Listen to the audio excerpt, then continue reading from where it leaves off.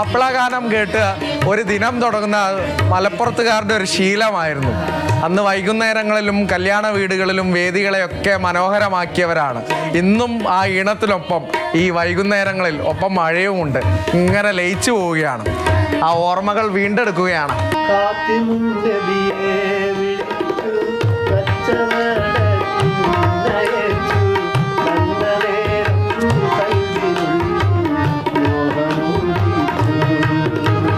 മാപ്പിളപ്പാട്ടിനെ ഒരു കാലത്ത് ജനകീയമാക്കിയത് ഈ ഗാനമേള ട്രൂപ്പുകളാണ്.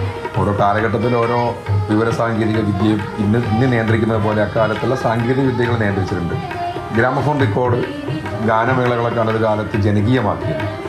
ട്രൂപ്പുകൾ പാട്ടുകൾ നിയന്ത്രിച്ചൊരു കാലം എന്ന് പറഞ്ഞ ഒരു ട്രൂപ്പിൽ പാടുന്ന പാട്ടാണ് പിന്നീട് റെക്കോർഡാവുന്നത്.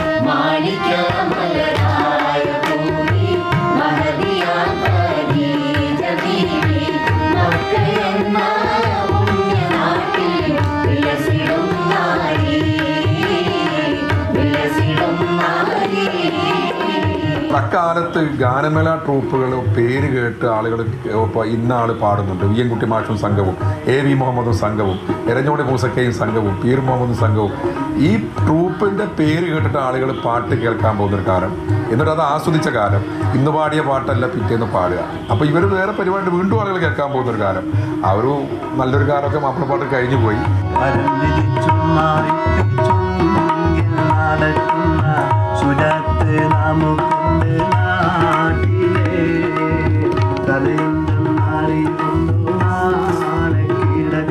മാപ്പിളപ്പാട്ട് നമ്മുടെയൊക്കെ എല്ലാവരുടെയും ഉള്ളിലുണ്ട്, അത് കേൾക്കുമ്പോഴുള്ള വികാരമൊക്കെ. പക്ഷേ ഇന്ന് അതൊരു ഈ ട്രൂപ്പുകളൊക്കെ ഒരു അന്യം നിന്ന് പോവില്ല. അപ്പോൾ എന്താണ് ആ ഒരു ഫീൽ? എന്താണ് ഈ ഗാലപ്പോളൊക്കെ വെച്ചിട്ട് ഞങ്ങൾക്ക് ഓർമ്മയുണ്ട്, കോഴിക്കോട്ടൊക്കെ വി എൻ കുട്ടി മാഷും സംഘവും, പീർ മുഹമ്മദും സംഘവും, മൂസക്കൈ സംഘവും തമ്മിലുള്ള മത്സരം. ആളുകൾ വോട്ട് ചെയ്യുക, എന്നിട്ട് ഏറ്റവും നല്ല ട്രൂപ്പിനെ തിരഞ്ഞെടുക്കുക, ഏറ്റവും നല്ല ഗായകൻ അവർ ശ്രദ്ധിക്കപ്പെടുക. ഇന്നിപ്പോൾ റിയാലിറ്റി ഷോയിൽ കുറച്ച് വ്യൂസ് ഉണ്ടെങ്കിൽ ആളുകൾ ശ്രദ്ധിക്കുള്ളൂ. അന്ന് ഇതാണ് ഒരു ട്രൂപ്പിൽ അംഗമാവുക, ഒരു ട്രൂപ്പിന് വേണ്ടി പാട്ട് എഴുതുക. ഇതൊക്കെയാണ് അക്കാലത്ത് ശ്രദ്ധിക്കപ്പെടാനുള്ള ഏക മാർഗങ്ങൾ.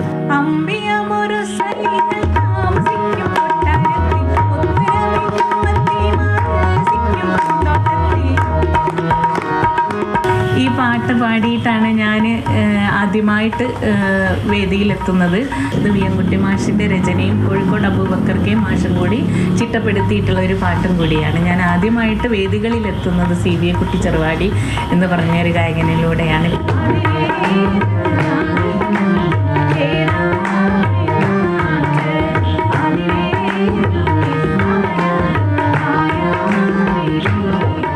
പ്രശസ്ത മാപ്പിളപ്പാട്ട് ഗായകൻ വി എം കുട്ടി മാഷിൻ്റെ മകനായ അഷ്റഫ് പുളിക്കലുണ്ട് നമ്മളോടൊപ്പം ഈ ഒരു സംഘത്തിനൊപ്പം. അതെങ്ങനെയാണ് ആ ഒരു മാഷിനെ കണ്ടു വളർന്ന ഈ മാപ്പിളപ്പാട്ടിലേക്ക് എത്തുന്നതല്ലോ? അപ്പോൾ അതിൻ്റെ ഒരു ഓർമ്മകളൊക്കെ എങ്ങനെയായിരുന്നു? വല്ലാത്തൊരു കാലഘട്ടമായിരുന്നു 1970 മുതലുള്ള മേലോട്ടുള്ളത്. ഗാനമേളകൾ എന്ന് പറഞ്ഞിട്ടുണ്ടെങ്കിൽ അന്ന് ഗാനമേളകളേ ഉള്ളൂ. 30 ദിവസം ഉണ്ടെങ്കിൽ 35 പ്രോഗ്രാം ഉണ്ടാവും എന്നാണ് പറയുന്നത്. കാരണം എന്താ വെച്ചാൽ ഒരു ദിവസം 2-3 പരിപാടിയൊക്കെ നടന്ന സമയങ്ങളുണ്ടായിട്ടുണ്ട്. കാരണം കല്യാണ പരിപാടിയും സ്റ്റേജ് പ്രോഗ്രാമും അങ്ങനത്തെ ഇതിലൊക്കെ ആ ടൈമിൽ വല്ലാത്തൊരു ഒത്തൊരുമയോട് കൂടി പോയിരുന്ന ഒരു കാലഘട്ടം.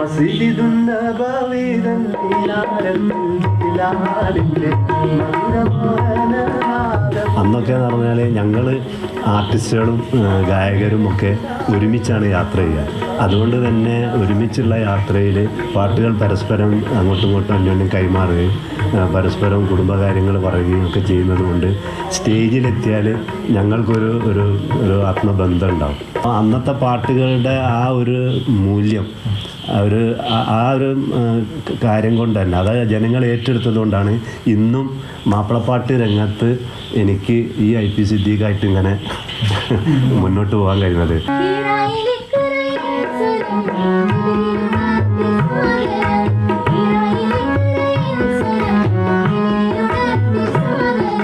എനിക്ക് തോന്നുന്നത് അന്ന് കിട്ടിയ വലിയൊരു സൗഭാഗ്യം എന്ന് പറയുന്നത് വളരെ പോപ്പുലറായിട്ട് ഇപ്പോഴും അവരുടെ പാട്ടുകൾ എന്ന് പറയുന്ന വടകര കൃഷ്ണദാസേട്ടൻ്റെ, ചാന്ദ് പാഷയുടെ, PTKയുടെ വരികൾ, ഫക്കർ മാഷിൻ്റെ വരികൾ, VM മാഷിൻ്റെ പാട്ടുകൾ, ഇവരെല്ലാം ഒരുമിച്ചിട്ടുള്ള ഒരു ട്രൂപ്പിൽ വർക്ക് ചെയ്യാൻ പറ്റും. അതൊരു വലിയ അനുഭവം തന്നെയായിരുന്നു. അപ്പോൾ അവരിൽ നിന്നൊക്കെ കിട്ടുന്ന ഒരു തട്ടകം എന്നൊക്കെ നമ്മൾ പറയുമല്ലോ, കൂടെ ഇരുന്ന് പാടുക, പഠിക്കുക, അത് വളരെയധികം ഇൻഫോർമേറ്റീവും ആയിരുന്നു.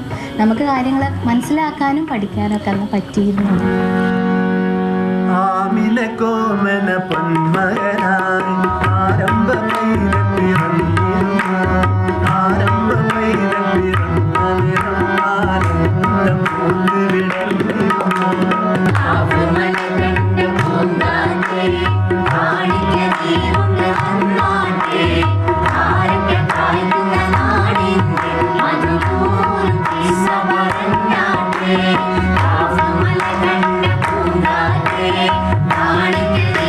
കാലത്ത് വേദികളൊക്കെ നിറഞ്ഞ ആൾക്കൂട്ടം ഇവരുടെ പാട്ട് കേൾക്കാനായി ഓടിയെത്തിയ കാലമുണ്ടായിരുന്നു. ഇന്ന് ആളുണ്ടെങ്കിലും ഇല്ലെങ്കിലും ഒക്കെ ഇവരിങ്ങനെ ഒറ്റയ്ക്കും ഒരുമിച്ചും ഒക്കെ പാടിക്കൊണ്ടേയിരിക്കും. കേൾക്കുന്നവൻ്റെ മനസ്സിലാണ് ആ ഗാനങ്ങൾ പതിയുന്നത്.